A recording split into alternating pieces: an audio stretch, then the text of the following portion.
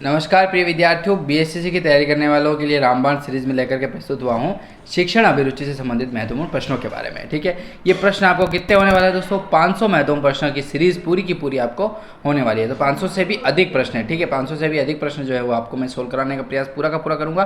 Teaching aptitude इसको English में कहते हैं, जिनको पता नहीं है वो समझ जाइएगा, क्योंकि बच्चे सब तरह के होते हैं। तो टीचिंग एप्टीट्यूड के प्रश्न आपको वहाँ पर पूछे जाएंगे एसएससी के एग्जाम में, और आपके 2024 में जो 2024 की जो है वही आपको 2025 में पूछी जा रही है। सिलेबस में कोई भी चेंज नहीं है। तो 500 प्रश्न होने वाला, 500 प्रश्न को यदि आप पढ़ेंगे तो आपको 100% मान के चलिए कि आपको एग्जाम में प्रश्न जो है वो देखने को मिलने वाले हैं। ठीक है, सीरीज जो है 500 पेज की है। पीडीएफ भी आपकी जो है वो 150 पेज की होने वाली है। डाउनलोड करना चाहते हैं, पीडीएफ को डाउनलोड करना चाहते हैं तो लिंक आपको जो है वो डिस्क्रिप्शन में मैंने प्रोवाइड करवा रखा है। तो जल्दी से जाइएगा और इस पीडीएफ को डाउनलोड करने का प्रयास करके आप इस जो क्वेश्चन सीरीज़ है इसको जल्दी से जल्दी पढ़ने का पूरा प्रयास करें, क्योंकि आपको 1 जून को तो एग्जाम है दोस्तों। ठीक है, एग्जाम से पहले तो आपको पढ़ना ही पड़ेगा ना, इसलिए चलिए बढ़ते हैं 171 महत्वपूर्ण प्रश्न की ओर। तो प्रश्न है आपका कि शिशु की प्रथम पाठशाला क्या है दोस्तों? शिशु की प्रथम पाठशाला, शिशु अर्थात जो बच्चा होता है छोटा सा, उसकी प्रथम पाठशाला क्या होता है? पहला है कि किंडरगार्टन, दूसरा है उसका नर्सरी, तीसरा है उसका माता पिता, या चौथा है उसका परिवार। तो देखिए, शिशु की जो प्रथम पाठशाला है ना, इस आधार पर यदि देखा जाए तो माता पिता ही होते हैं। ठीक है, माता पिता ही जो है वो शिशु की प्रथम पाठशाला होते हैं। ठीक है ना, चलिए अगले प्रश्न की ओर बढ़ें। तो प्रश्न आपका है 185 नंबर का। देखिए, नहीं यार, 171 से 185 कैसे आ गया? ये रहा मामला सारा। हाँ, वहाँ पर मैंने पीडीएफ में जो आंसर दे रखे हैं ना, वो आपको डायरेक्ट क्वेश्चन के सामने ही आंसर दे रखे हैं। ठीक है, यहाँ पर मैंने नहीं दे रखे हैं।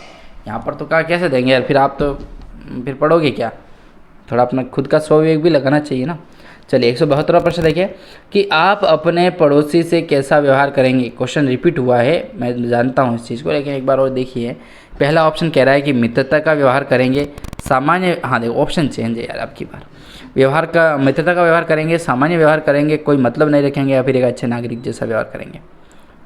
तो जल्दी से प्रयास कीजिए, क्या आंसर होगा इसका? 172 का चौथा ऑप्शन ही होगा ना कि अच्छे नागरिक जैसा व्यवहार करेंगे। ठीक है ना, ऑप्शन हमेशा उत्तर जो है वो ऑप्शन पर ही निर्भर करेगा, आप 100% मान के चलिए। ठीक है ना, आप अपने स्वविवेक से आंसर देने का प्रयास ना करें, ज़्यादा होशियारी के साथ ना करें। ठीक है, बाकी आंसर तो आप ही देंगे, टीचर थोड़ी देने आएगा। प्रश्न है कि आपकी राय में एक अच्छे नागरिक के क्या गुण होने चाहिए? एक आपकी राय में देखा जाए तो एक अच्छा नागरिक जो होता है उसमें अच्छे गुण क्या होने चाहिए? कि वह शिक्षित होना चाहिए, वह निष्पक्ष होना चाहिए, या उसकी व्यावहारिक जो है वो ज्ञान भी होना चाहिए और उपयुक्त सभी होने चाहिए।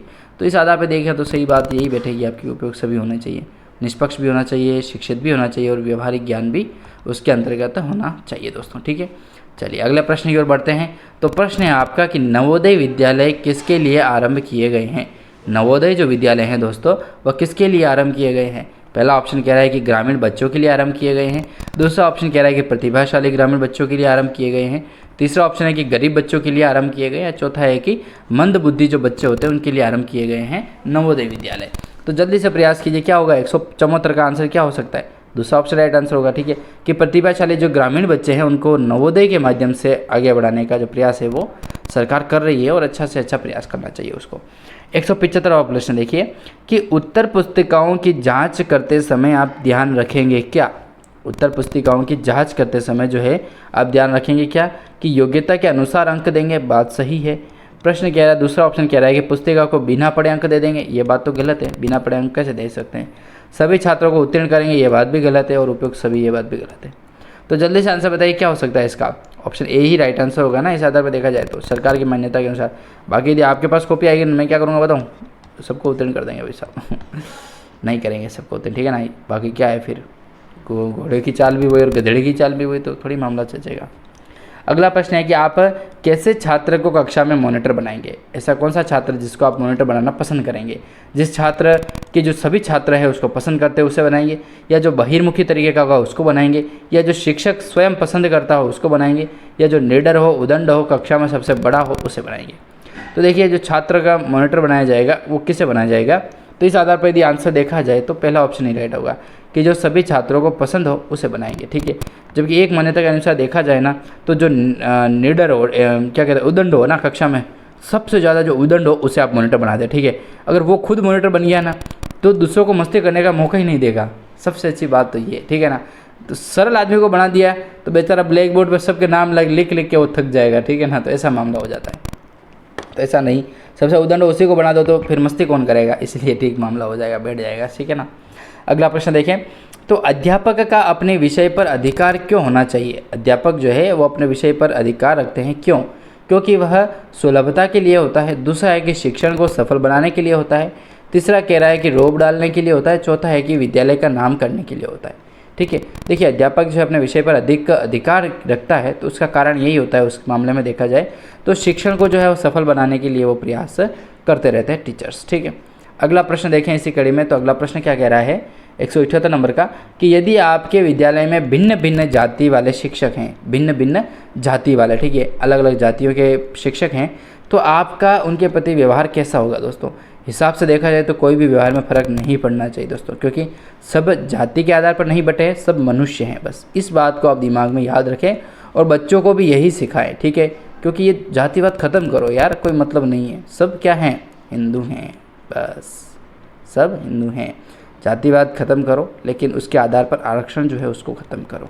बस मैं तो यही कहना चाहता हूँ, आरक्षण को ख़त्म करो, सीधी सी बात है, हिंदू होना ही चाहिए, सब हिंदू हैं। अगला प्रश्न कह रहा है, आपका प्रश्न ये कहा गया है और आंसर क्या है, कोई भेदभाव नहीं करेंगे, बात सही है। दूसरा है कि उनके विशेष संबंध नहीं बनाएंगे, बात सही है। बात गलत है यार, विशेष संबंध क्यों नहीं बनाएंगे, बनाएंगे, इसमें क्या है। केवल अपने विषय वाले शिक्षकों से संपर्क रखेंगे, नहीं। केवल अपने कार्य से मतलब रखेंगे, नहीं। क्या आंसर होगा आपको पता ही है, कोई भेदभाव नहीं रखेंगे, सीधी सी बात, पहला ऑप्शन राइट आंसर होगा। चलिए अगला प्रश्न देखिए 179 का प्रश्न कह रहा है कि नेता का समय है, समय किसके लिए है, परिवार वालों के लिए है, मित्रों के लिए है, देश के लिए या फिर सोने के लिए। तो सही बात क्या है नेता, आप बताइए, इसका कमेंट माध्यम में आंसर क्या होगा। मैं तो आंसर ये राइट करूँगा भाई साहब, सोने के लिए, ठीक है ना, आंसर ये नहीं है, ठीक है ना, सॉरी। चलिए आंसर जो है वो क्या होगा, देश के लिए होगा, सरकार की दृष्टि में, ठीक है ना। तो सरकार की दृष्टि में क्या आंसर होगा इसका, कि वो देश के लिए, बस सीधी सी बात है, मामला ऐसा होता ही नहीं है, ठीक है ना, आपको पता ही होगा। अगला ऑप्शन देखें, अगला प्रश्न देखें, तो महत्वपूर्ण प्रश्न क्या कह रहा है, चलिए ये इसे देख लेते हैं इसको। नहीं यार, जूम तो करना ही पड़ेगा इसको, बाकी आप कैसे देखोगे यार, समझ में नहीं आएगा प्रश्न।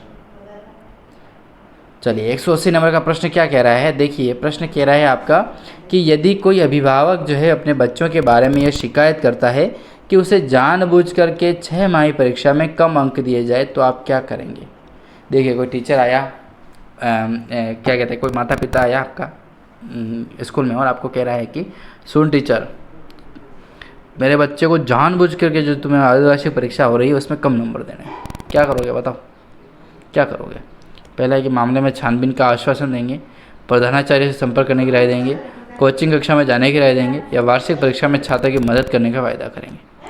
कम अंक देने दिए गए हैं तो क्या करेगा बताइए आप आंसर 180 का। पहला ऑप्शन राइट होगा ना, कि मामले की छानबीन का आश्वासन देंगे, सीधी सी बात है।